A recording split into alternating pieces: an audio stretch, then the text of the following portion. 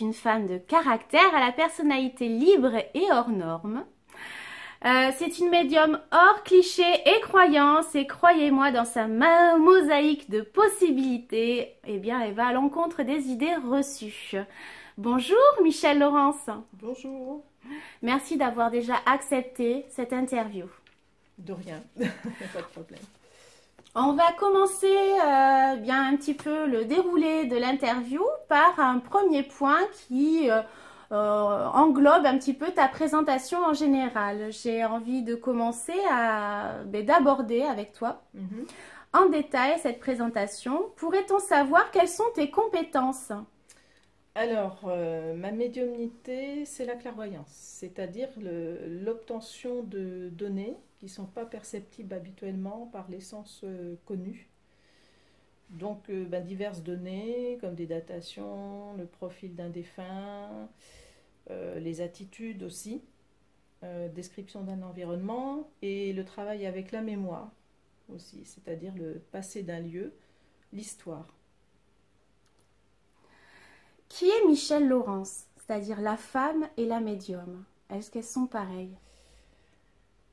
Eh bien, je dirais pratiquement oui, parce que la femme garde ses convictions, en tout cas de par je dirais mes expériences. Je fonctionne plus avec mes expériences qu'avec la théorie, parce que j'estime que c'est déjà quelque chose de plus enrichissant aussi. Donc je suis quelqu'un qui, je dirais, qui va à l'inverse des idées reçues concernant la médiumnité. Certains clichés aussi qui sont un petit peu diffusés à droite, à gauche. Et ça, c'est très important. Donc sorti, je dirais, de mon rôle de femme, mais inversement, femme médium, médium femme, je garde toujours cet état d'esprit. Voilà. Il y a un petit point important, c'est que bien hors ma profession, je ne reste pas connectée nécessairement avec tout ce travail avec les énergies, que ce soit les défunts, etc. J'ai ma vie privée. Et de l'autre côté, j'ai ma vie médium. Voilà. C'est-à-dire que ma médiumnité n'est pratiquée qu'au moment où il y en a besoin. Voilà. Ou lorsqu'on fait appel à moi, ou lorsque je suis par exemple sur des recherches historiques aussi. Voilà, les recherches historiques où il y a un travail via la clairvoyance pour aider à déterminer certains points, certains faits qui ont eu lieu sur différents endroits, déterminer un petit peu ce qui s'est passé, et puis donner beaucoup plus d'indications, d'informations, chose que recherchent les historiens. Voilà. En fait, voilà, la femme est là, et le travail de médium est comme n'importe quel boulot. Quand on pointe, on décide d'y aller, et Oui. quand on ressort quand on veut. Exactement. Donc il y a des petits pare-feux qu'on se coupe, comme quand on rentre chez soi et que le boulot c'est derrière. Exactement. D'accord. Exactement. C'est-à-dire il faut vraiment délimiter l'un et l'autre. Est-ce que d'ailleurs, une autre question qui me vient en t'écoutant, est-ce que ça t'est déjà donc arrivé d'avoir le côté médium qui empiétait sur ta vie de femme à un moment donné de ta vie? Alors, le côté qui empiétait sur ma vie de femme, disons que si je ne me coupe pas des capacités, enfin des possibilités, mais là c'est un processus psychologique qu'il est assez difficile de définir, mais qu'on acquiert très tôt, enfin pour ma part, puisque ma médiumnité quand même, je l'ai depuis l'âge de 6 ans. Il y a des expériences qui se sont imposées aussi à moi, donc j'ai appris à les gérer, évidemment. Donc, repose-moi un peu la question. Est-ce que Oui, justement, avant de pouvoir aborder le fait de la médiumnité, c'est derrière, quand je rentre chez moi, c'est chez moi et basta, c'est fini. Mais est-ce que ce oui, moment-là, oui. il a été dur avant de peut-être pouvoir le mettre en place et qu'il y a eu des moments où cette médiumnité a empiété sur ton quotidien? Non, parce que j'ai tout de suite compris, lorsqu'on est médium, on apprend à comprendre le mécanisme. Donc, il y a des limites qui s'imposent aussi. Et de ce fait, c'est là qu'on arrive à maîtriser, à contrôler toutes les capacités que l'on peut avoir, en particulier, comme je dis, la clairvoyance. Voilà. En ce qui concerne toujours cette médiumnité, quels sont les impacts qu'elle a eus sur ton quotidien, mais également sur ton entourage? C'est important aussi d'aborder le thème de Oui, l'entourage. oui. Alors, j'ai quand même une chance assez fabuleuse. Bon, j'ai été élevée par ma grand-mère. Et donc, ma grand-mère a toujours compris, disons, un petit peu ce que je vivais, hein. C'est-à-dire que mes premières expériences avec les défunts, où je commençais à lui raconter certaines choses, au lieu de dire, bon, ben, on va peut-être l'emmener chez le médecin, pas du tout. Elle m'a posé des questions, et donc les informations, elle me disait si c'était ça, si c'était pas ça. Donc j'ai eu cette chance énorme-là. J'ai eu aussi la chance d'avoir disons, ma mère aussi, qui a compris un petit peu comment je fonctionnais. Et donc, ben oui, ça m'a porté, ça m'a consolidé aussi dans mes capacités. Voilà. Je n'ai jamais eu disons, de problème d'incompréhension, mais plutôt être motivé, voilà, par les personnes qui m'entouraient. Un beau soutien. Voilà. Mm. Ça, c'est très Mm. important parce que, en fin de compte, ce sont les parents qui formatent l'enfant.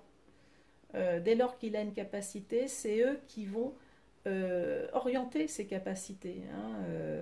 Si on a affaire à des parents qui sont très stricts, qui ont peur de ce qu'ils peuvent constater, de ce que l'enfant va dire, qui vont décréter qu'il va falloir l'emmener absolument voir un médecin, alors dans ces cas-là où les facultés vont stagner, mais ne vont pas se développer. Voilà. Ce qu'il faut savoir, c'est qu'une faculté ne se perd pas. Une faculté reste, mais elle peut rester à l'état de veille aussi. Voilà.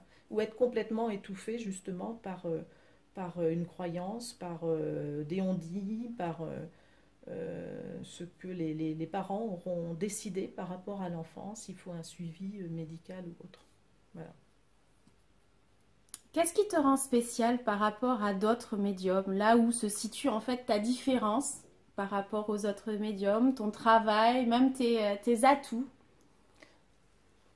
Qu'est-ce qui te Euh, différencie? Voilà. alors, bon, déjà, euh, bon, il y a une chose que je voudrais dire quand même, c'est que chaque médium vit différemment les expériences. Donc, je ne peux pas me prononcer par rapport à d'autres. Par contre, la différence, c'est que je vais, comme je disais tout à l'heure, à l'encontre des idées reçues. C'est-à-dire que, à la base, je suis quelqu'un d'athée. Voilà. Contrairement à beaucoup de médiums qui se disent croyants, je n'ai pas été élevée avec, je n'ai pas du tout été éduquée dans un sens religieux. Il y a ça. Donc, je n'ai pas eu d'influence telle qu'elle soit, par ce que j'aurais pu entendre, lire, enfin, tout un enseignement qui aurait pu m'être diffusé, si je peux dire. Et donc, il est bien évident que lorsque l'on parle, je dirais, de croyances, on rejoint certaines religions. Et certaines religions, donc je n'ai rien contre les religions, mais une religion catholique qui parle beaucoup des défunts, de les laisser en paix, etc., etc.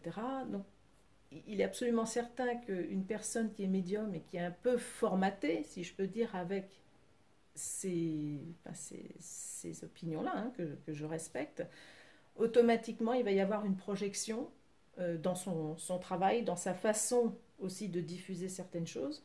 Et donc, en l'occurrence, donner parfois des informations qui sont, je dirais, vraies pour elle, mais fausses en général, puisqu'il s'agit, on part quand même d'une théorie, on ne part pas d'une pratique.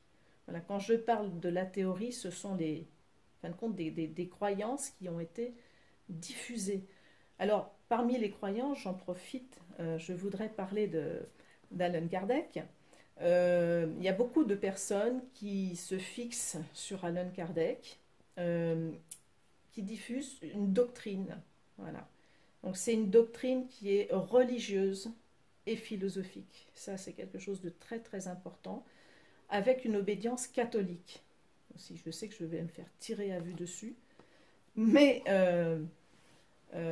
cette doctrine-là, disons, freine beaucoup aussi les personnes qui veulent faire appel à un médium en ce qui concerne le contact défunt.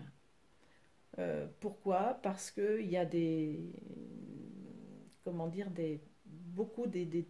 enfin, ce sont des théories, hein, des culpabilités, culpabiliser beaucoup les personnes.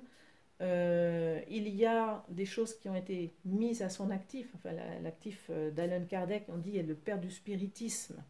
Le seul mérite qu'il a, en tout cas, c'est de dire, voilà, il y a eu une vie après la vie, mais à partir de là, c'est autre chose.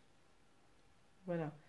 Donc, c'est une personne qui s'est appropriée aussi, à l'époque où il a vécu, dans les années 1800 et quelques, où il s'est approprié beaucoup je dirais, de préceptes, de principes comme par exemple les idées par rapport à la femme, l'avortement, l'anti-avortement.